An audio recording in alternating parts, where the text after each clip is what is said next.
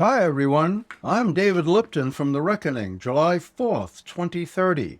Welcome to our 14th in a series of weekly podcasts. This episode is about who do you want to govern?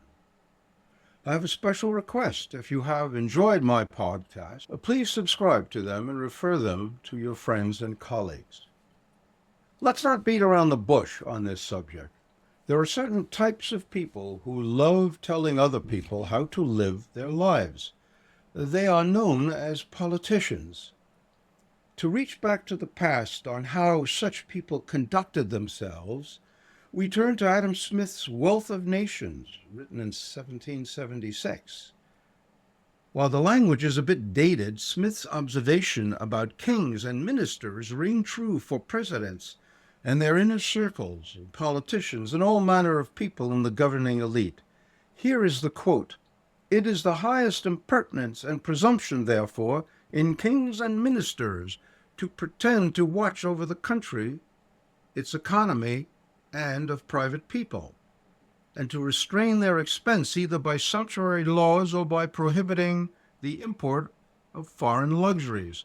They are themselves always and without exception the greatest spendthrifts in society." Does any of this sound familiar? Of course it does. Turning back to the driving themes of these podcasts. 1.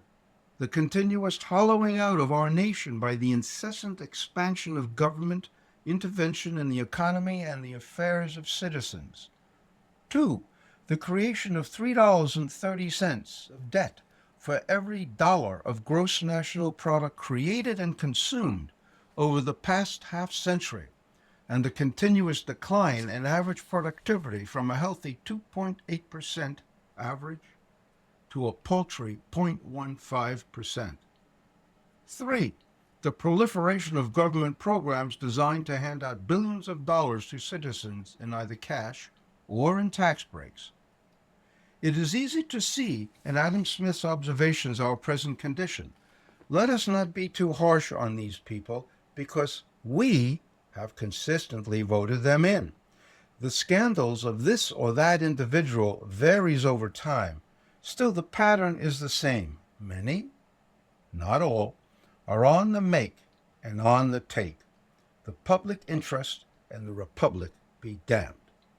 I remember my extreme reluctance to join any of the campus political clubs during my undergraduate years at university. That was back in the late 1960s. It did not seem to matter which club I approached: liberal, socialist, conservative, radical. The types of individuals populating these clubs were cut out of the same cloth. They rarely meant what they said, nor said what they meant. It was all shifting sands and drifting clouds. But these people really loved power. The power to influence their fellow students, the power to control things, the power to control this or that committee. They all loved to hear themselves talk. They were and remain self-indulgent narcissists. They were particularly good at talking at people, but they rarely listened. And they all knew one important thing: that they were right, and anyone disagreeing with them was wrong. And above all, they had a talent for attracting attention to themselves, but little to no ability to govern effectively. Like many students, I turned my back on these clubs, which existed on university campuses across the country. I kept my political views to one-on-one conversations. But these politically motivated people did not stop. In my university, as in others, they moved on to bigger and better platforms, to local, state, and federal politics. Some of them became senators and governors or representatives on the state and national levels. A few became presidents of the United States. Once graduating from university, like many others, I went on with my own life, leaving the political field to, well, the politicians. Now, how is that turning out? My loyal subscribers will already know.